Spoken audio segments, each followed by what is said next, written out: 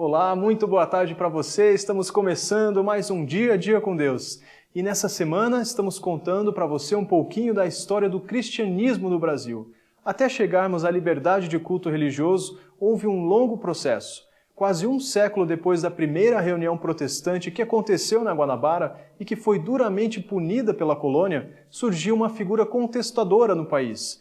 Era o ano de 1623, quando Antônio Vieira entrou para a Companhia de Jesus. Sua grande importância é marcada pela defesa dos cristãos novos, como eram chamados os judeus que, forçados a se converter ao cristianismo, e pela luta contra os excessos da Inquisição. Conheça um pouco mais a história desse grande homem em alguns instantes.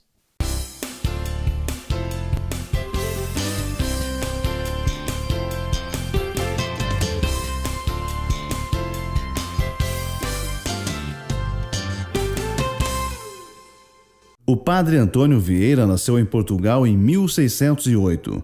É considerado um dos homens mais extraordinários do século XVII por sua atuação política e religiosa no Brasil e em Portugal e por sua influência na vida cultural e literária em outros países.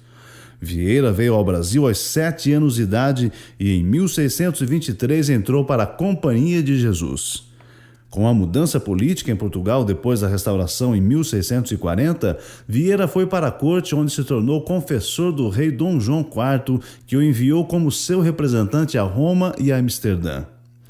Vieira fez a longa e difícil jornada marítima entre Portugal e o Brasil várias vezes e se tornou ainda em vida uma figura célebre. Entretanto, apesar de sua proximidade aos poderosos de seu tempo, Vieira não conseguiu escapar de perseguições que acometiam aos menos bem protegidos.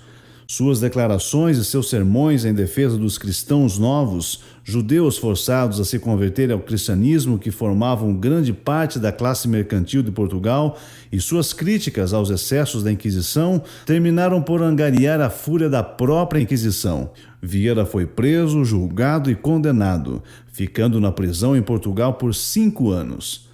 Mais tarde, quando voltou ao Brasil, Vieira preparou seus sermões para publicação e se recolheu à Quinta do Tanque, na Bahia, onde morreu em 1697. Poderia cuidar que os peixes irracionais se tinham convertido em homens, e os homens não em peixes, mas em feras.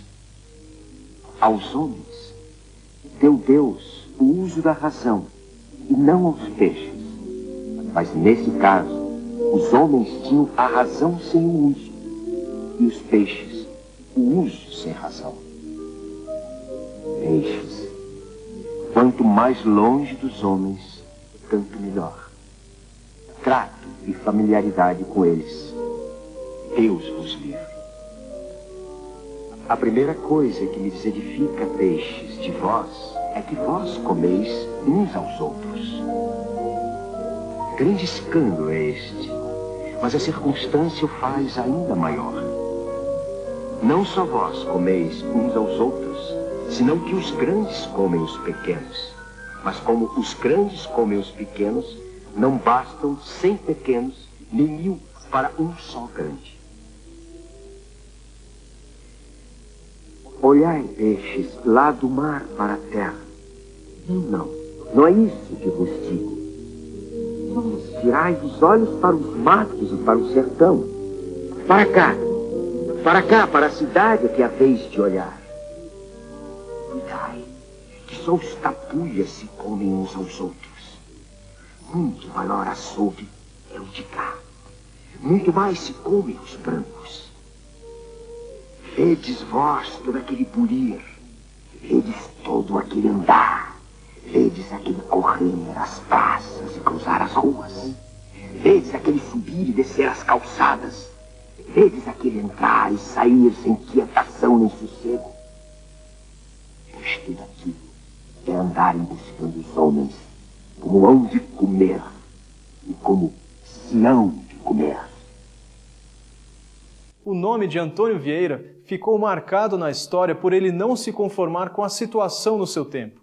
Como anda o seu posicionamento em relação à sua situação aí do seu bairro, da sua cidade ou do seu país?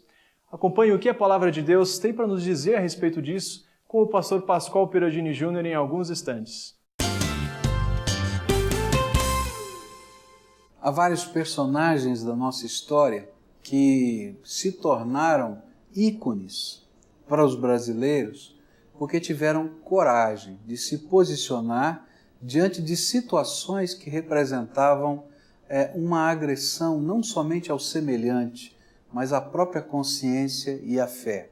Um deles é o Padre Antônio Vieira, que usava os seus sermões que eram pregados e que faziam com que vários poderosos da terra naquele tempo estivessem naquelas missas, pudessem ser confrontados com realidades que eles mesmos produziam ou criavam na nossa terra. Por isso ele chegou a ser preso, perseguido e assim por diante. Como na nossa história recente várias pessoas foram presas e perseguidas porque diziam a verdade a respeito de qualquer forma de opressão. O que estes homens e mulheres da história nos ensinam, eles que têm escrito a história, é uma verdade que a Bíblia nos ensina também e que se encontra no livro de Deuteronômio, capítulo 29, versículo 29. Diz assim a Bíblia: as coisas encobertas pertencem ao Senhor, ao nosso Deus, mas as reveladas pertencem a nós e aos nossos filhos para sempre, para que sigamos todas as palavras desta lei. O que a Bíblia está dizendo para nós é uma coisa muito séria.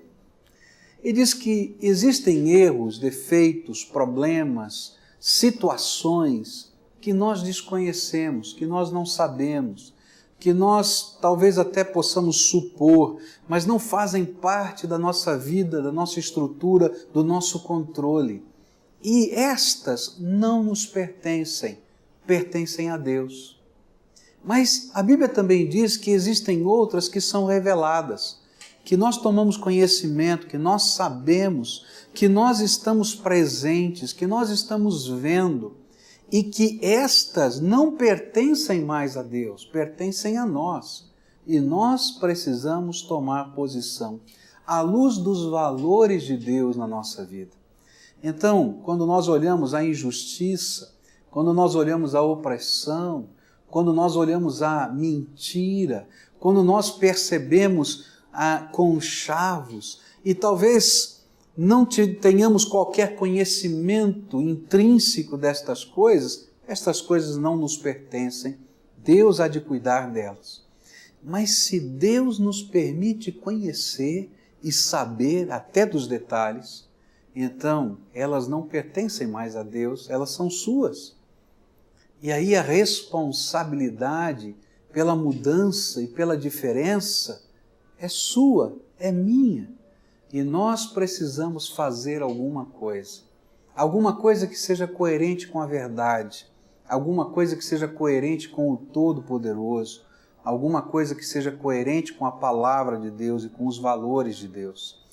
Eu posso não conhecer os problemas e as necessidades das pessoas que estão morando do meu lado, mas no momento em que eu tomo ciência destas coisas, simplesmente assistir ou quem sabe só fazer uma oração é muito pouco. Eu preciso fazer alguma coisa. A palavra de Deus diz no livro de Tiago que se chegar alguém necessitado perto da gente e contar a sua história e nós dissermos para essa pessoa: olha, eu vou orar por você e que Deus te abençoe, então nós somos hipócritas. Porque antes da oração, ou quem sabe junto com a oração, nós temos que fazer algo. Quem sabe pegar um pedaço de pão e dividir com alguém. Semana passada eu vi um testemunho de um pessoal aqui da igreja que foi levar uma cesta de alimentos e uma bicicleta para umas crianças na favela. E quando chegaram naquele lugar com a bolsa de alimentos, aquela senhora disse assim: olha, tem alguém que está mais necessitada do que eu, é a minha vizinha aqui do lado. Você poderia levar essa bolsa para ela, porque ela precisa mais do que eu. Entra aqui dentro, olha o meu armário, ainda tem um pouquinho de feijão aqui tem um pouquinho de arroz. E aquele povo tão sensibilizado deixou a bolsa de alimentos para aquela senhora e levou também para a vizinha. Mas aquela mulher me ensinou uma coisa. ela conhecia que não tinha nada no armário da vizinha. E na hora que chegou alguma coisa para ela, ela entendia que aquilo não era mais problema só de Deus, mas era problema dela também. Queridos, toda vez nós estamos nos isentando, dizendo que os problemas sociais, os problemas morais, os problemas da nossa família são culpa de alguém. Quem sabe sejam. Mas nós podemos fazer alguma coisinha, ainda que pequena. E se Deus revelou alguma coisa a você, e se Ele está incomodando o seu coração diante de uma circunstância, será que não está na hora de você entender que Deus o colocou como ministro dele para fazer diferença nessa terra? Olha, as coisas reveladas, aquelas que Deus demonstra, incomodam o nosso coração, passam a ser nossa responsabilidade. E Deus começa a fazer coisas tremendas. Há vários anos atrás, eu passei por baixo de um viaduto em São Paulo e vi várias crianças ali. E Deus começou a incomodar o meu coração naquele dia. Aquelas crianças esmolando e pedindo. Eu disse, eu tenho que fazer alguma coisa. E comecei a orar. E Deus disse, começa a agir.